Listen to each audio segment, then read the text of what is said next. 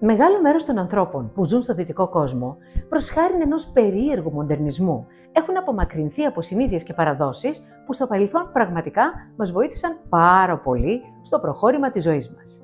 Μία τέτοια συνήθεια ήταν η καθημερινή προσευχή. Η δύναμή της είναι αληθινά τεράστια, γιατί στην πραγματικότητα δεν έχει να κάνει μόνο με κάποια θρησκευτική σύνδεση, αλλά κυρίως με την ενίσχυση της δύναμης της πίστης που ως γνωστόν κινεί βουνά. Η προσευχή σε συντονίζει με τον ανώτερο πνευματικό σου εαυτό, αλλά και με το κουβαντικό περιβάλλον γύρω σου, και αν ξέρεις τι να κάνεις και πώς να το κάνεις, μπορείς να δημιουργήσεις στη ζωή σου μεγάλες χαρές, επιτυχίες και προστασία. Μείνε μαζί μου, γιατί σε αυτό το βίντεο θα σου πω μία προσευχή που μπορεί να φέρει σε σένα την υγεία, την ηρεμία και την αυθονία που ονειρεύεσαι.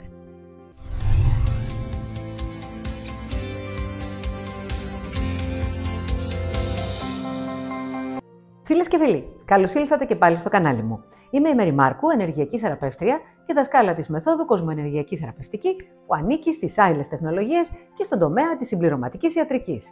Κάθε εβδομάδα σας ετοιμάζω βίντεο που αφορούν την ψυχολογία, την προσωπική ανάπτυξη, την παραδοσιακή ιατρική, τις ενεργειακές θεραπείες, αλλά και την κατανόηση της ζωής μέσα από αυτό το πρίσμα.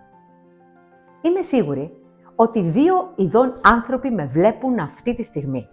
Εκείνοι που αναγνωρίζουν τη δύναμη της προσευχής και κρέμονται από το στόμα μου, επειδή λίγο παρακάτω θα τους δώσω ίσως μία προσευχή που δεν έχουν σκεφτεί μέχρι τώρα και είναι έτοιμοι να την κάνουν, και κάποιοι άλλοι, οι οποίοι λένε στον εαυτό τους σιγά, άμα πιάναν οι προσευχές, όλος ο κόσμος θα ήταν καλύτερος. Και όμως, απευθυνόμενοι στη δεύτερη ομάδα, τους απαντώ σε αυτό το πιθανό ερώτημά τους, πως δεν είναι και πολύ παρατηρητικοί. Διότι αν ήταν, θα καταλάβαιναν ότι είναι τεράστιος ο αριθμός των ανθρώπων που γλίτωσαν από ένα πολύ δύσκολο πρόβλημα ή έστρεψαν μακριά τους μια μεγάλη κακοτυχία εκατομμύρια φορές στο παρελθόν, γιατί έκαναν κάτι που δεν τους κόστισε τίποτε. Πόσοι στρατιώτες γλίτωσαν σφαίρα σε πόλεμο και γύρισαν ζωντανοί?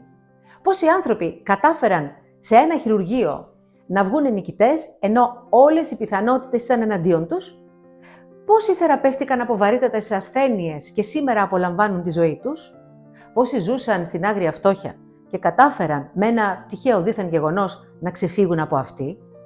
Πόσοι ήταν εκείνοι που έστρεψαν μια συνεχόμενη χρόνια αρνητική κατάσταση για τους ίδιους σε αποτέλεσμα ευλογίας και ευεργεσίας? Εκατομμύρια άνθρωποι. Ξέρετε τι έκαναν όλοι αυτοί? Ποιο ήταν το όπλο τους? Ποιο ήταν το μέσον τους? Η προσευχή. Προσεύχονταν συνεχόμενα, εντατικά και με πίστη, προκειμένου μια ανώτερη δύναμη να καταφέρει να σπάσει το αρνητικό πλέγμα που τους είχε τυλίξει και να τους δώσει πίσω την καλοτυχία, τη χαρά, την υγεία και την ευημερία. Πριν από 20, 30, 40 χρόνια, η έννοια της προσευχής ήταν μια φυσιολογική υπόθεση. Και πολλές φορές οι άνθρωποι, όταν μιλούσαν μεταξύ τους για πολύ σοβαρές, δύσκολες και ανυπέρβλητες καταστάσεις για τις ανθρώπινες δυνάμεις, έλεγαν «Μην ανησυχείς φίλε μου, θα κάνω μια προσευχή για σένα και προσπάθησε να προσευχηθείς κι εσύ να αλλάξουν τα πράγματα».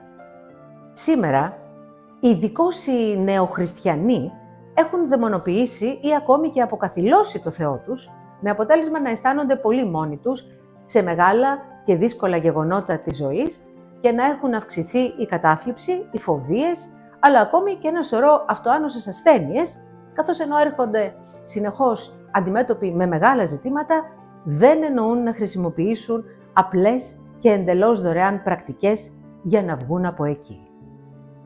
Επειδή ευθύς αμέσως θα σου δώσω την προσευχή για την οποία μιλάω, θέλω να μου επιτρέψεις να κάνω μόνο μία μικρή επισήμανση πριν ξεκινήσω. Πολλοί άνθρωποι που έχουν ταλαιπωρηθεί στη ζωή τους έχουν ενσταλλάξει μέσα τους την εντύπωση ότι για αυτές τις δυσκολίες ευθύνεται αυτός ο αόρατος άγνωστος Θεός, ανάλογα σε ποιο θρησκευτικό δόγμα ανήκουν. Καταργούν την εικόνα του Θεού, που θα επικαλούνταν θρησκευτικά, και καταλήγουν μόνοι τους στον αβυσσαλαίο ωκεανό της ζωής, χωρίς βάρκα για να πορευτούν. Δεν μπόρεσαν να καταλάβουν ότι ο Θεός είναι ο δημιουργός ενός ατελείωτου κβαντικού πεδίου που είναι συνεχώς συνδεδεμένο με εμάς και δεν ασχολείται με τις θρησκείες, οι οποίες επί της ουσίας είναι το ανθρώπινο σενάριο μας συνδέει μαζί του. Έτσι λοιπόν, για να προσευχηθεί κάποιος, δεν χρειάζεται να ανήκει σε ένα θρησκευτικό δόγμα.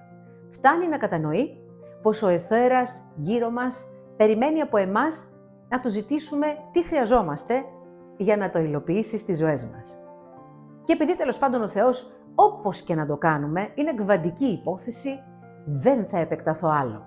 Όσοι κατάλαβαν, κατάλαβαν. Πάμε για την προσευχή.